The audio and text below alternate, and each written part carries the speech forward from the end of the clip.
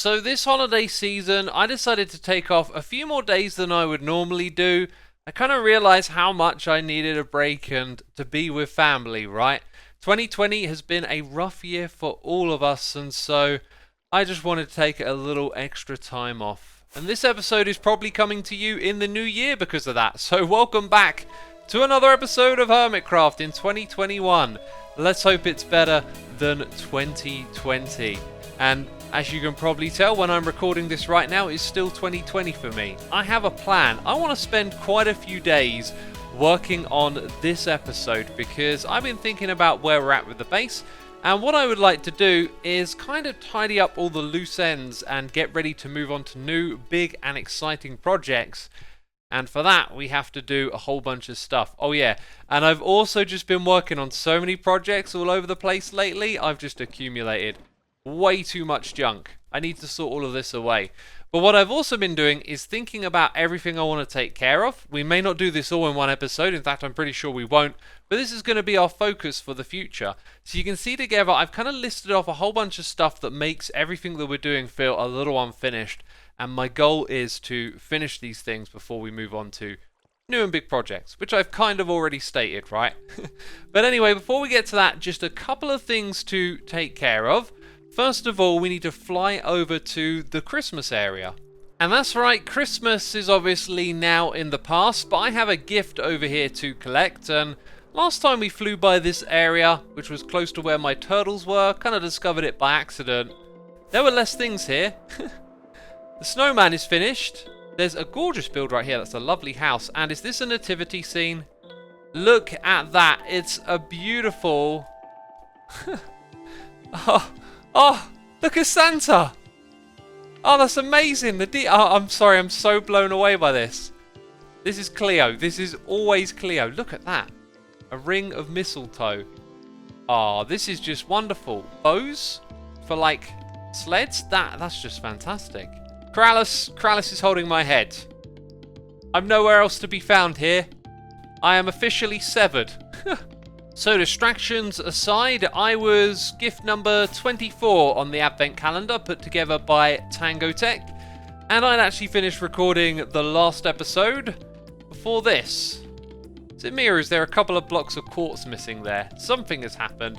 There you can see my name. So Tango got me a Christmas present and I'm opening it after Christmas.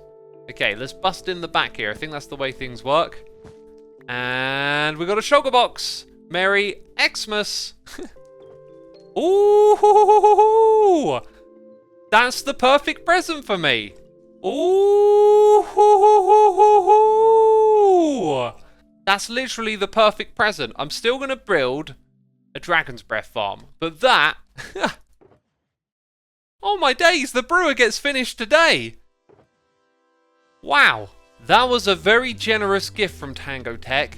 I'm not entirely positive we can fully stock the brewer so that it can keep itself supplied without breaking.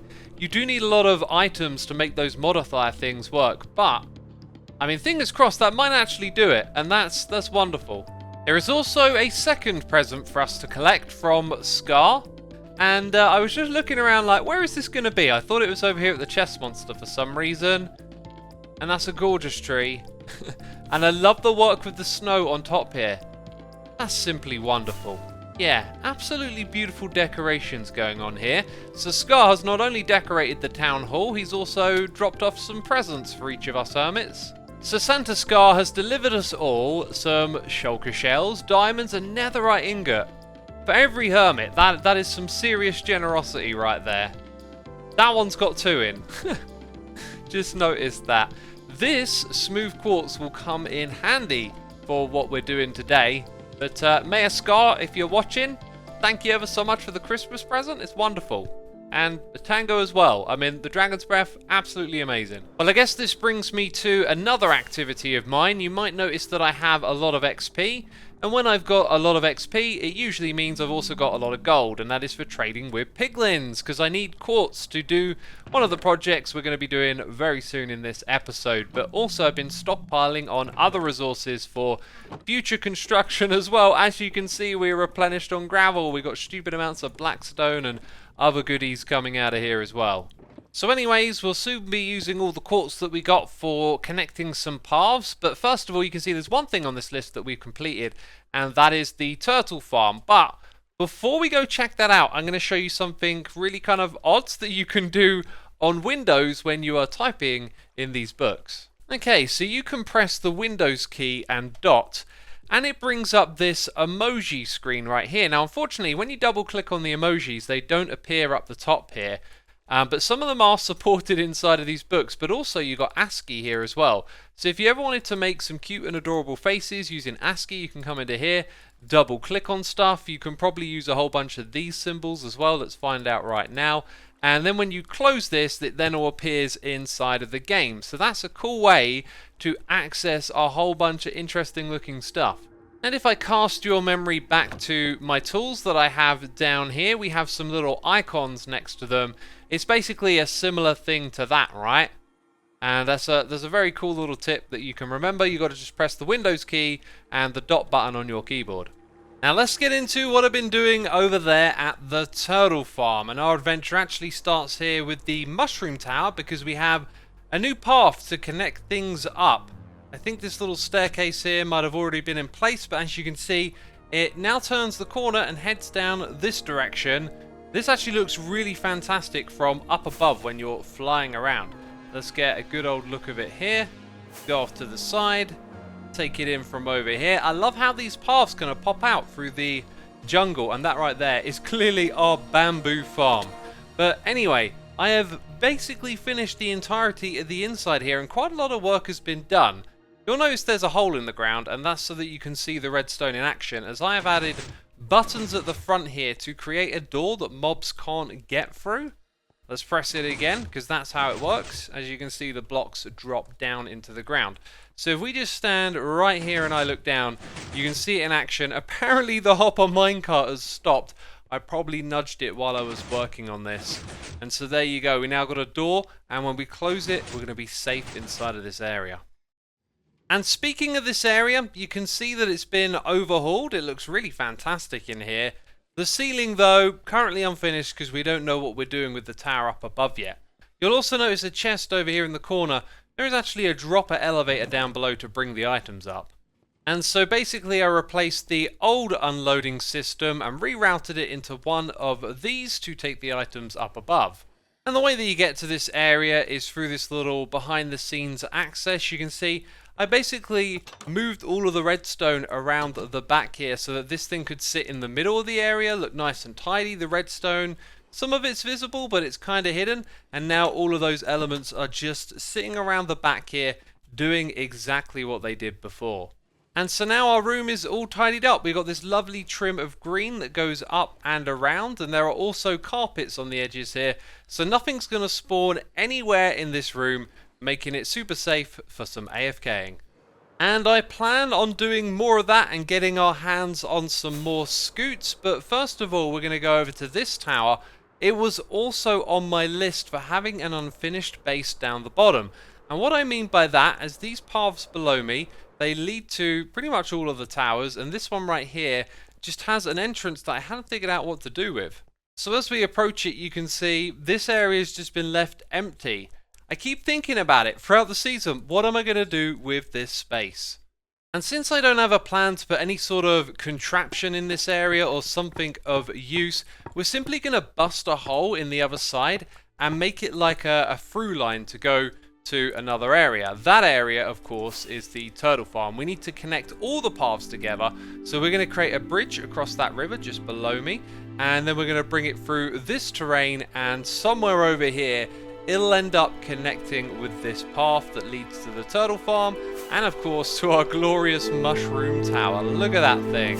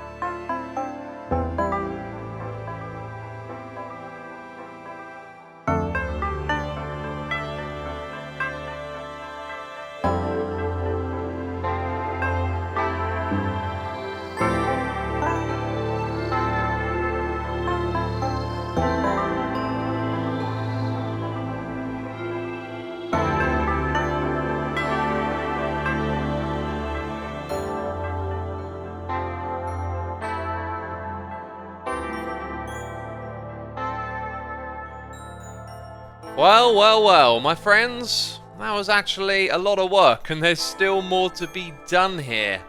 Oh, I made a mistake. When I carved out the bone blocks here, they weren't actually in line with the other end, and so I had to shift all of this over by one block, but luckily it didn't go too far in that direction.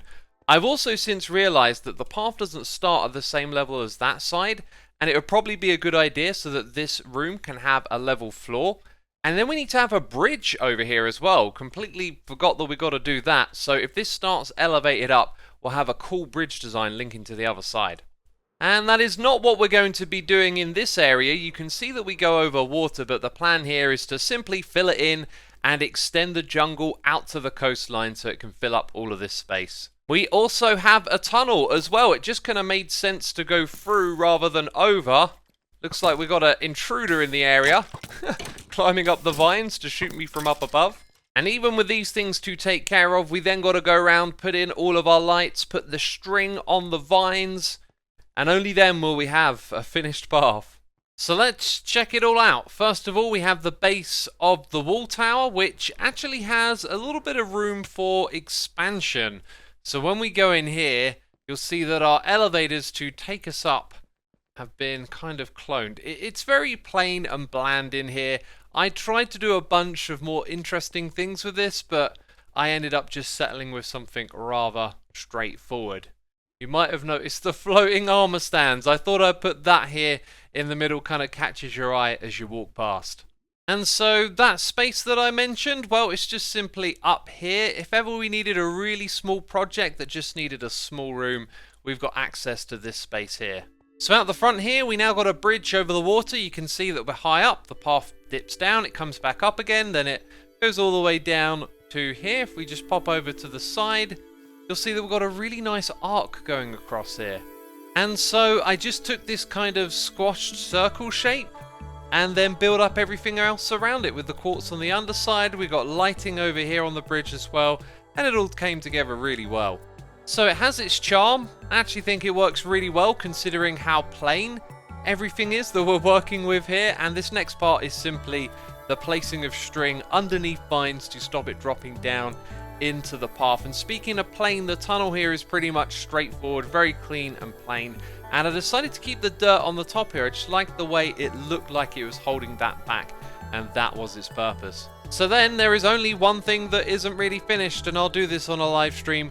Gonna plant some trees around here, put in some leaf bushes down on the grass so nothing spawns in this area, and that will be the finishing touch to the path.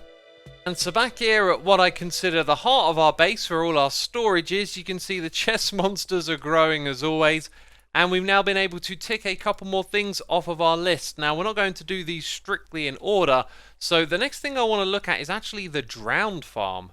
And that is the amazing golf ball over here. I love the look of this thing, but the reality is once we built this, we'd actually no longer needed to farm the drowns at that point in time, and so I kind of just left this thing lingering. And having had some time to think about what I want to do here, I realized that we can't move this farm at all. It is all built around standing on that block right there. So we will create a landing pad like we have in some of our other towers, and then that'll have a drop down to get into this area. And once we got that out of the way, then we'll have a look at what space we got left for decorations. Well, I have got a treat for all of you. This turned out great, and yes, that is my base in the background over there. I have added another landing bay on the opposite side, so you can now just go all the way through this thing into the jungle area. And yes, behind me we have a couple of art installations. This is obviously a drowned face, and I think it might be a little too widened for its own good, but there is like this 3D effect going on here. So the alternative to that is this plain flat wall right here. It's supposed to represent like the bottom of the ocean, but with the drowned colors. I think what I might do is push this layer back a block, add in some more terracotta around the edges and lighting up top, and then it'll look pretty cool. But leave a comment down below, let me know what you want to see me go with. Also up the top here, notice how we got the old iron blocks and iron bars, but no lighting? I really felt like that took attention away from the walls, so decided to leave the ceiling dark up here. And you probably noticed the bubbles. We got these on either side. This is the way to get down below. And all that I've done down here at the moment really is create chest monsters. Pretty spectacular view from over here at night, isn't it? Anyway, the area down below has been revised. I believe we've got a couple of drowns hanging out down here as well. You can see I've just gone for something very clean and simple, and it's nice. It works, and this is the spot where we stand to AFK. And while I've been working on it, you can see, oh, we got one with a trident. Now, you don't get a lot of drops from this farm, so when it comes to storage, rather than make some elaborate system to bring the items up and drop them into chests, just decided to put that on either side. So the drowned farm is done. We get to cross another one off the list here, or give it a tick, should I say. And the next thing we're going to do is the turtle tower. And I've got a feeling this one's going to divide opinions, okay? We're going to build something really bold and adventurous inside of our jungle. And I've actually been preparing all of the materials. It's going to involve some of this, some of that, and a lot of concrete. As you can see, though, it's mostly powder at the moment. So we need to shift these over to our other industrial area and get them converted. And this project, this area, by the way, we don't see it too often. It is finished. It was going to be a lot bigger originally, and we had to scale back our ideas because our blast chamber stuff just didn't work. But it does now, of course, because it's all fixed up. And no one else is online right now, which is a blessing. If there are other people online, there is actually a slim chance that something goofs up and I have to, roll back the machine a bit. But it's never too much of a pain to fix this one. So I guess after all of this stuff is converted, we're then going to jump into a time lapse, right, of me building the tower. So you're probably hearing some music right about now. That's right, it's time for another time lapse.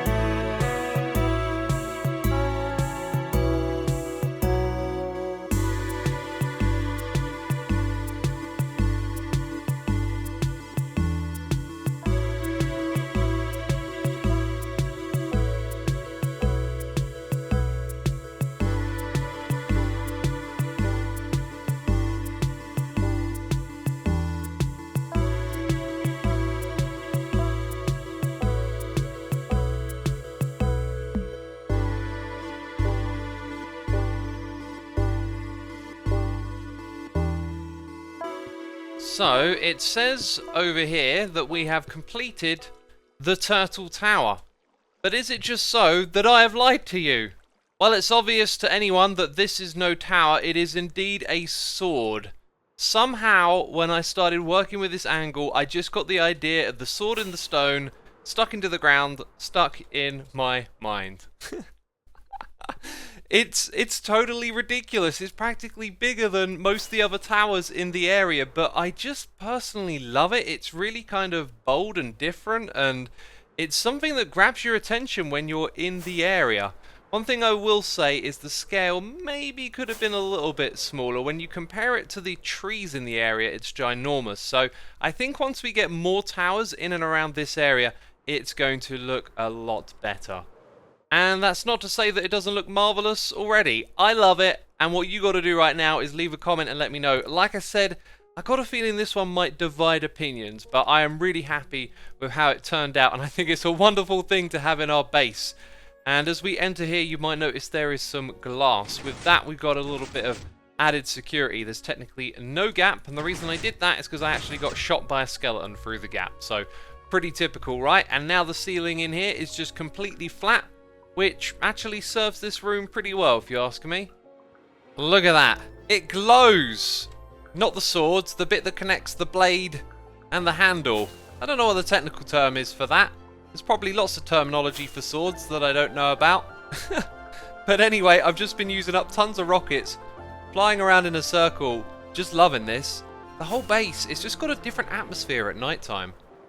We're going to fly over from this angle and just take it in a little bit. I want to let you know that at the end of every year, what I do is I make 2 top lists of my favorite musical discoveries over the year and my favorite records from the year. Those are both on my blog spot, so if you want to have a little read, maybe discover some new music, see what I was listening to, both of those will be linked in the description box below. And if you want to stay up to date with everything that I do, all the videos across my channels and music posts on my blog, then you can head over to xisumavoid.com. There is a mailing list on the left side of the screen. You can get weekly updates if you put your email into that. This is the end of the episode. In the next one, we're going to try and cross more stuff off of the list. And that's it. So thank you for watching, and I'll see you soon. Bye-bye.